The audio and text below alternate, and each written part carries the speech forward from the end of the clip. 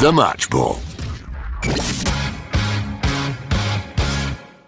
Hello, welcome to The Match Ball, brought to you in association with Levi Solicitors, who will do you a 10% discount on your legal fees at levisolicitors.co.uk/the square ball. Michael, you just grabbing some off the floor. That's out of shot. Move it to the side towards your face. There you go. Will's Probate Conveyancing, the T-shirt that you were sent, the big three. The big three.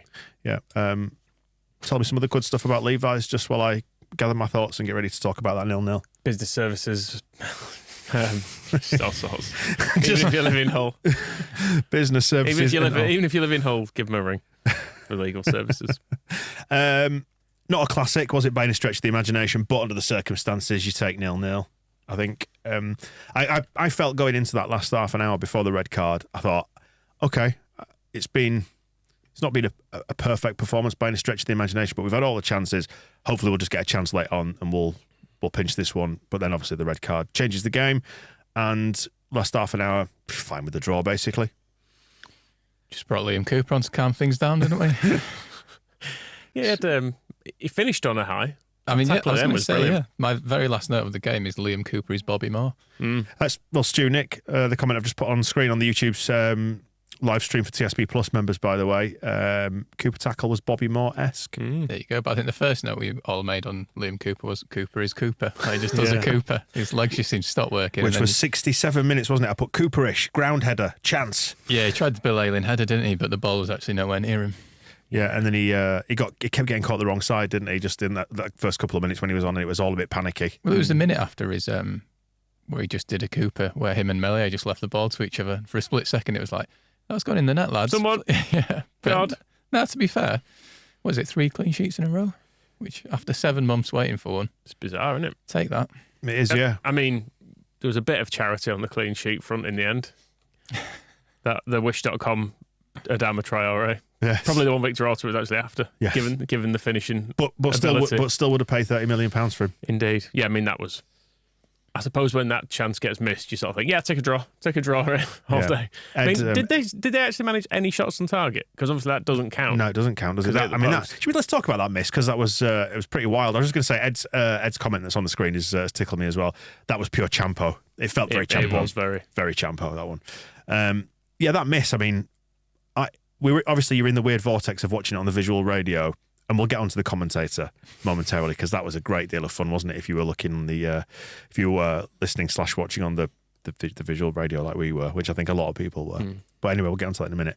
So I happened to have picked up my phone and looked at the Champions League scores at that moment, and I started getting a flurry of messages along the lines of, "Holy shit, that's the best miss I've ever seen."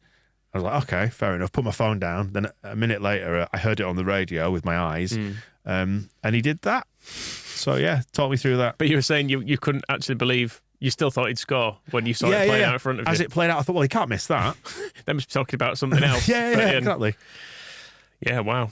I mean, Hull's XG for the entire game was 1.01, which I think was that chance. It was better than a goal. But I actually looked it up. According to FOTMOV, it was 0.62 that, which is... Gee, that is generous. Yeah, I mean, I would have scored that. I feel pretty confident. It's just a pass. It's a big claim. There was no goalkeeper in the net. No. It just needed passing in.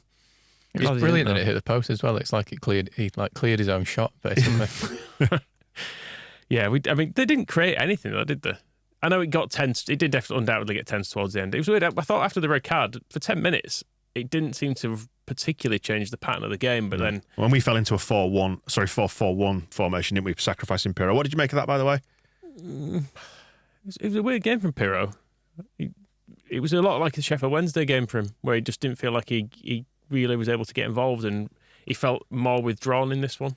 Yeah. I suppose you saw what he did against Millwall with the run for the goal. And I guess coming from deep, that's what you're aiming for him to do. I watched, as I think I said to you at some point in the second half, prior to the sending off, it had a feeling like he was just going to sort of potter around all day, not doing much, but then pop up with the winner. Yeah, I think you're expecting that from him. It was all, I think both teams kind of just got a bit stuck at the edge of the box. It felt like there was kind of some nice passing and stuff, but then it all got a bit, I don't know. Rutter had that good chance in the first half, was it? Yeah, he went through on goal. But he never really seemed to kind of work out what he was going to do with that one. 25th minute, that one, wasn't it? Yeah. Somerville had a good half volley, but neither team had loads of clear-cut chances, did they? Yeah, their keeper made a few saves that were good, while sort of being within the category of you'd expect him to make them, I suppose. Like some of the one, good save. There was another one from. Did James have a shot? Yeah, there was It was a double shot, wasn't it? James, then the some of one was blocked, wasn't it? So there was some decent saves from their keeper, but we did actually make him work. Whereas Meslier, Priscilla, whoever it was we had in goal at various points during that game, according to the whole commentator, didn't have a great deal to do. As I just mentioned on Ol's comment that's just been on the screen, total control until the sending off. One of Pirro or Rutter had to go off if you're going to keep your shape, I suppose. And you're always going to leave the mobile one on when you're a man down, which is, I think, is a fair comment. It's hard to argue with the logic, isn't it? That if you're going to leave anyone on, it's the one that can sort of participate in counter attacks and get in behind them and all that kind of jazz. Yeah, I thought he was all right, Rutter. I have to say. I'm sure. I expect he'll probably attract some criticism for this because of his miss, but I actually didn't mind him. I think he's showing that he's quite useful. He's actually quite decent in little tight spaces with his back to people as well. There was the one where he turned. I didn't say he turned Rossini, but he was the manager. Coyle it was. Booked. He did get booked. Yeah, it was Coyle, wasn't he? He had his back to him and he did a little turn and dragged a shot wide. But he seems to be getting quite good at those, and sometimes he can spin out of tight positions with those as well in midfield. So I didn't mind his performance. Yeah, House of Stouts is just saying that Somerville's was probably a goal against most Champo keepers. Would have thought. Fair shout. Maybe. They did generally look pretty championshipy, didn't they? Which is weird. Like going into the game, I had high hopes after the win at Millwall, thinking, right, come on, just get another win, and it kind of shows we are good and not maybe just a bit inconsistent. But then, because I'm just still a bit of a Premier League snob, it was when I got to the studio, I was like, I'm just going to Google what Hull have actually done this season. And, they're in the playoffs, albeit it's still early doors, but I think they haven't lost since the opening day.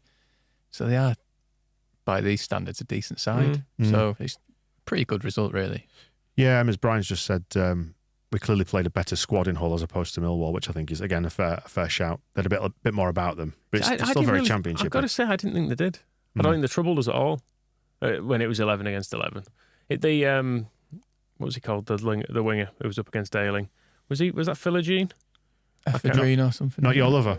That's like you've stolen I did that one during the. I know you did, mate. But every time you say it now, I start thinking, because obviously I was a DJ in nightclubs for years and I used to play Billie Jean all the time. So I just think in songs. If somebody says a lyric to me or words that I recognise, it just felt like they kept getting the ball to him, and then he'd do a load of step overs and little flicks, and then we'd tackle him on every single occasion. Well, I noticed the pattern of play that was unfolding in the first half, and I think I remarked to you about it, which was they would try and play it out from the back, and it'd look quite neat, and they'd take some sort of like risks, a little bit Brighton-esque in moments, but then they'd sort of hit a dead end and then punt it down the line or hit one of the channels, and then we'd either win it back or it'd go into touch, and it was a case of rinse and repeat, and then we'd go on the attack, and then they'd try it from, we seemed to be just doing that for almost the whole first half. Yeah, their plan is obviously to play it out from the back and build and get through midfield, but it felt like they never really managed to transition it from defence into midfield. So as you said, they just ended up back to a full-back who then eventually had to just knock it long. So I don't think they carried any threat, I have to say. Not a huge amount, no. And we would, we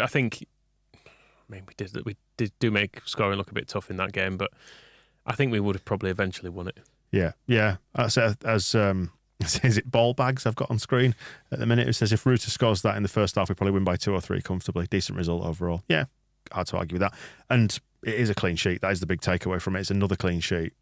And it's another game without losing as well. I mean, How many is that in a row? Birmingham last loss, wasn't it? Yeah. Which was a while ago. We've only lost once, haven't we, in the league? Yeah. I know we lost to Salford in the cup on pens, but that don't count. No. Adam's just asking if you're drinking milk or White Russians. It's Aldi knockoff lemon Fanta. Yeah, lemon. Yeah, the old... what's the bottle? This stuff. No expense spared. Lovely stuff. Is it on screen there? There you go. Yeah. It's kind of high rollers that we are in this one. Crazy rock and roll lifestyle. Got to drive home. Can't get too leathered, can you? No. Because I've written down just as my sort of concluding notes, clean sheet, solid performance, and that's how I think it feels overall. Yeah, there was some fairly good bits to it, I suppose. I thought Ampadu was great again. Just looks like he's probably our best player. I thought Somerville was good as well when he came on. A lot brighter than, Nonso wasn't actually on for long before he got injured. But who? Sorry? Gnonto. Gnonto, yes. He got a bit confused over who was who at that point as well, didn't he? But I thought Somerville was good coming on, really positive, gets on the ball, drives forward. Got a lot of players booked. Yeah, which is kind of annoying. I'd rather them just let him run on at goal rather than pull him back. But yeah, they were all fair bookings on him. Do we know? Road on second, I think, definitely looked like a yellow. The first one looked maybe soft. Yeah, but because of the nature of the coverage, you only get one angle, don't you? And you can't really tell. And you get a replay, and then you're distracted by a simpleton saying silly things over the top of it, which is actually a little bit like the stream, isn't it? I was going to say, which of the two of us was it? Yeah, Struch, Ganonto, Meslier. What was funny was about 75 minutes when it went a bit meta, and he pointed out that Leeds fans had been giving him some pelters on Twitter. Somebody must have found out who it was, found his handle, and then started tweeting him saying, "You're an idiot." My highlight was when he asked himself if Hull should make a sub. I was going to say when he sort of threw it to a co-commentator who wasn't there. And do you think Hull should be maybe looking at freshening things up now? It was just with a sub. I might be thinking of it. It was just after he'd gone quiet for ages that he came back and told us about Leeds fans giving him stick, and it did feel like, has he just been sat there reading Twitter this whole time? So I've been too sad to speak. Seemed really confused by the subs as well. When Cole went off with blood all over him, it was like he just handed the armband off, and then he was leaving the pitch, and he was like, "Oh, I don't know where he's going." It looks like he might be going off. It's like, oh, what do you think? Yeah, it could be. Yeah, it could be. And then exactly the same when Ayling. He's given the armband and he's walked off the pitch. What could this mean? I am confused. God bless him. It must have been his first week on the job. It sounded like it. Anyway. Sounded a lot like John Richardson, to be fair. He did actually. He's had a career change. I noticed the likeness to John's voice, and once I'd noticed it, I couldn't unnotice it. If you know what I mean. Richard's just asking what are the big three Aldi drinks. Oh, you're going to be looking at your fruit twist. Is a good one. The two fruit twists, the tropical and the red one. Yeah. What's that one called?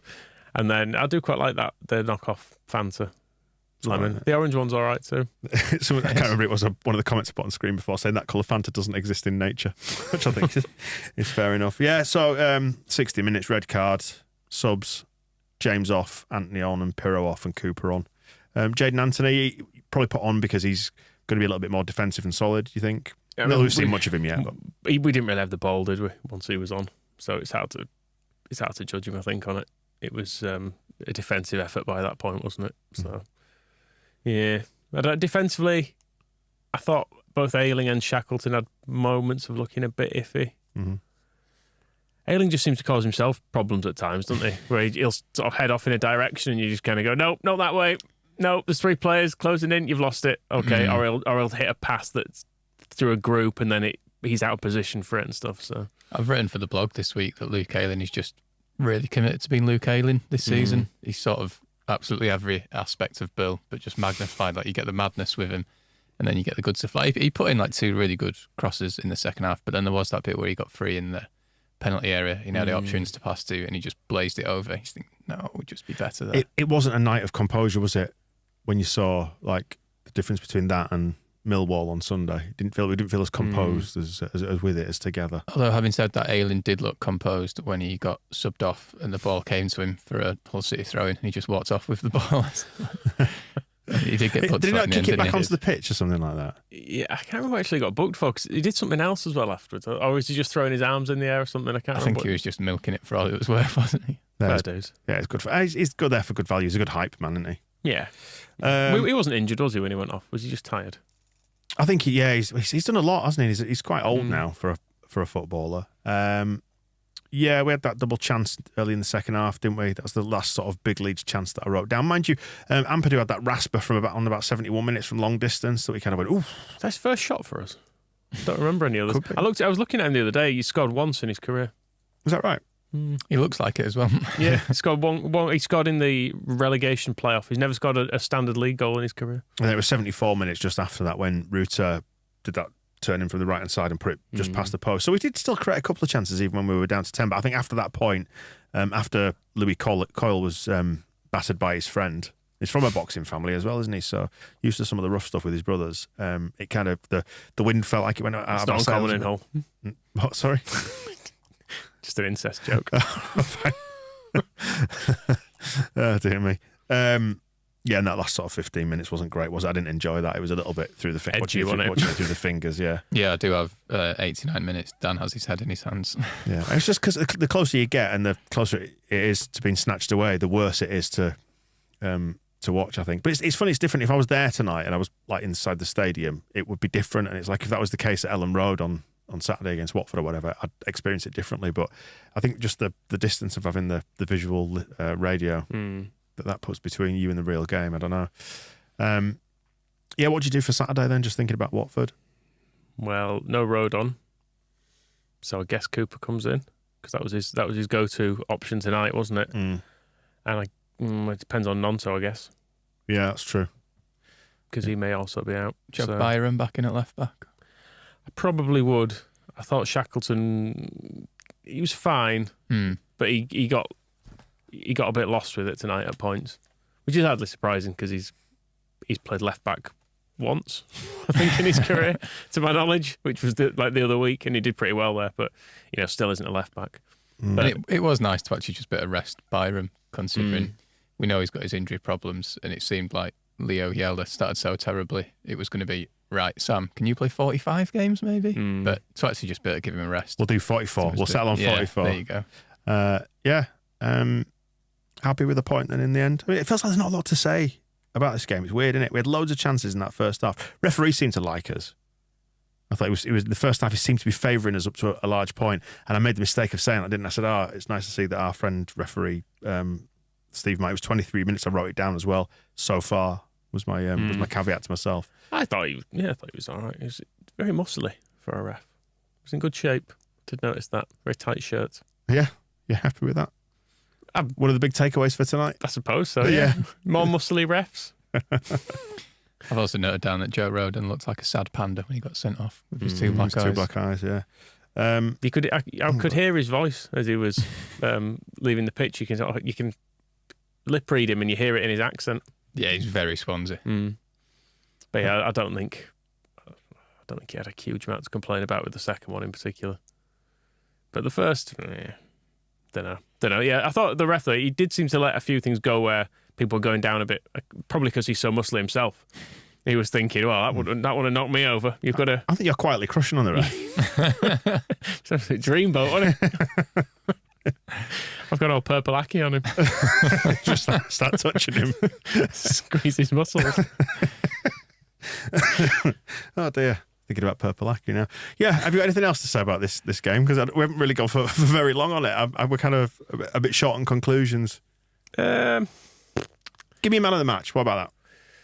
Probably Ampadu. I like Somerville. Thought it was good fun. I feel like Ampadu's almost like the fallback option for a man of the match. So in a game like this where not much has happened, I just noticed him doing loads of really tidy stuff, which is just what it just seems to be the. Are you looking on like thing? One of the apps there? I was actually going to see what the who the highest rated person in the lineup was according to FOTMob. Bayern Munich 4-3 against Man United. It was Ampadu actually, according to that. Seeing some of the scores in the Champions League. So yeah, the top. In fact, probably telling the top rated on the was their goalkeeper. Top rated on the pitch. Kirsty Allsop. That's correct. Yeah, there's a lot of sort of sixes in there. Ampadu, 7.8 midfield. Yeah, fine. Yeah, Rodon feels like he's been unharshly marked down. Don't know why that is. Luke Ayling with a 7.4. Good. Come on then. I feel like the fun's been sucked out tonight by Stoke not beating Huddersfield. Did it end in a draw? 2-2, I think it was. Just seen that Warnock was getting the guard of honour. I've just seen a friend who is a Huddersfield Town fan saying that brings an end to one of the funnest managerial reigns of my life. And you think, Jesus Christ. Could be worse. Different experience to the one we had. Yeah. I think overall, though, I can see how this is going to work. Like, we look pretty solid. It's not as fun as the start of Bielsa's reign, where we were going out and really dominating possession stuff. But we looked swashbuckling, weren't we? But we looked pretty measured, and like these are two fairly like bastard-filled away trips at Millwall and Hull. And they've not rattled us at any point in either game. Defensively, we have looked, I would say, very solid. Granted, there was the big chance tonight, but it's just with 10 men, so it don't count. Yeah. And other teams will have chances. Like, you are going to concede chances throughout the season. You can't... I've just seen a replay of the first yellow. That is weak. That is piss weak. He does maybe.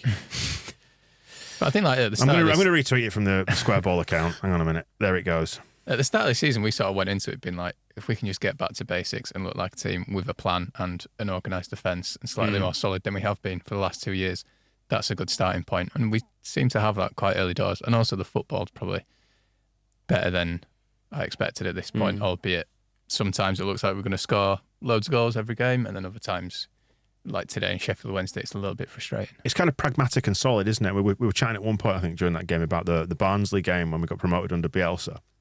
When we sort of, as near as damn it, sealed it that day, didn't we? It was the last game in which we played before it was sealed for us. And how just very occasionally with Bielsa, a team would just sort of figure it out or do things or whatever they were doing, and it just made it awful. It's a really awful experience to watch it. It was tense, and obviously promotion, was on the line at that point. But it never feels like there's as much jeopardy, and I don't know if that's just because I'm in a different mindset with it now and kind of a little bit more relaxed about the whole Farke thing and this team, because we just look dead solid. Yeah, I think the plan, which I think is probably actually the way to do it, because we've got good attacking players, is to look solid and hope that set of front 4 or 5 can just create something, which they probably will more often than not. Yeah, there's a lot of talent in there, isn't there? Farke's comments are just now starting to trickle through. Definitely a good point. If you'd offered me before the game a point on the road after a win at Millwall and a clean sheet, I wouldn't have taken it, but it would have been a good result. But after this game, I'm divided. And you see what he means, don't you? Like, first 60 minutes, we should have been out of sight, really. Final 30, the sending off changes the game completely. Just thinking, though, if we then go on and beat Watford at the weekend, we've had a really good 7 days. Mm-hmm. Yeah, absolutely. And he said, we created so many good chances, sometimes you have to accept it. Their goalkeeper had an outstanding performance, and I had a feeling that one team would win this game. We conceded the red card, and you can't press so high anymore. Yeah, we did. We sat back in that deep 4-4-1 formation. Yeah. It's a reminder that you get away with a lot more in the Championship, isn't it, as well? A game like this, where you see, because in the Premier League, the bit where Cooper tackles over it, misses a header, that's just crossing a goal in the Premier League. The tap-in obviously just happens, and you've really been punished for it, whereas you can sort of get away with it because there's loads of crap players in it. Yeah, if you've been dead pragmatic about it, as Colin's just pointed out, or Colin, he's over, I think his stateside is Colin. A point is a point away to a team who's above us at the moment. Clean sheet on 2 days rest. Yeah, when you look at it like that. But it shouldn't be above us. No. But to be fair, nobody should be above us. Well, no, it's true. You would look at the two teams, though, and you wouldn't imagine they are above us from that performance, because I thought we looked quite a bit better than them for the majority. Yeah, good. Back on Saturday then for more of it. I don't know what their pre-red card XG was, but I think it was 0.05 at half-time, which told a story. And it was probably not much higher by the time Rodon got sent off, because I don't think there was anything. 5 games unbeaten we are now. Because you were asking about it earlier. How many will it be by the end of the season? Birmingham was Birmingham the second game? Third game? I remember. We'll probably it's going to be over 40. Over 40. Yeah. Let's go for that. After 89 minutes, they had a monster chance, which would normally be a goal. So for that, and in these circumstances, definitely a good point. We should be more clinical, but performance-wise, he's happy. Good. Yeah, I think overall we are, aren't we? Nowhere left to go with this one, really. I think we'll take the comments, digest them, and we'll have a chat to Phil towards the back end of the week and catch up with him, see what he made of it all, and preview Watford on that one. So thanks for joining us on this one. We will see you soon. The Match Ball.